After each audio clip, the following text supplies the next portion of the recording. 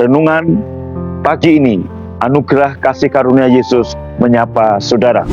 Tuhan sangat mencintai kita.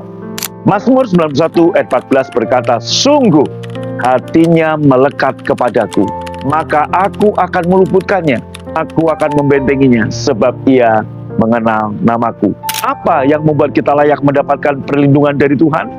Saya menanyakan hal ini karena banyak hamba Tuhan mengajar bahwa kita harus memenuhi syarat untuk mendapatkan berkat Tuhan, termasuk perlindungan. Tuhan akan memberkati kita hanya jika kita mampu mengasihi Tuhan dengan segenap hati, segenap jiwa, segenap akal budi dan kekuatan. Ini juga berlaku untuk perkara perlindungan. Mereka berkata seperti itu, mengajarkan seperti itu. Mereka menyimpulkan bahwa perlindungan Tuhan bergantung pada seberapa besar kemampuan kita melekat kepada Yesus. Pengajaran semacam itu merampok iman saudara untuk percaya pada perlindungan ilahi Tuhan untuk kita dan untuk orang yang kita kasihi.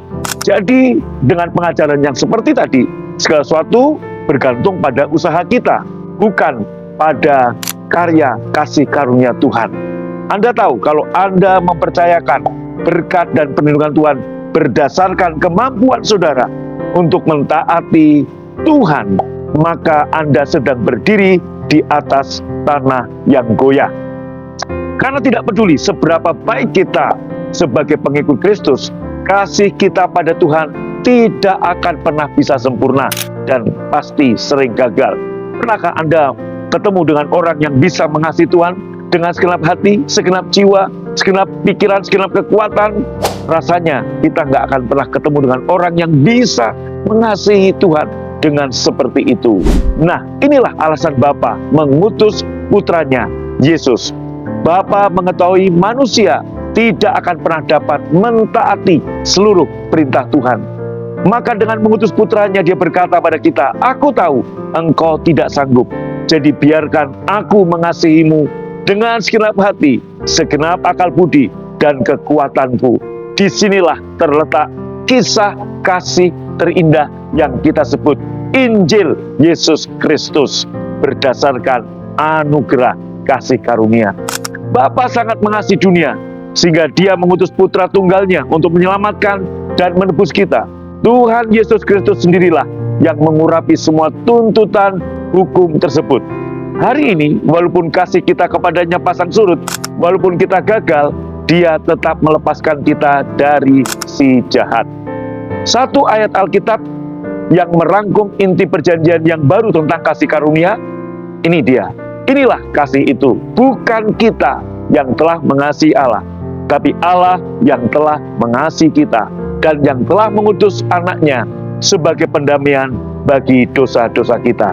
Saya berdoa agar hati saudara melekat pada pewahyuan ini.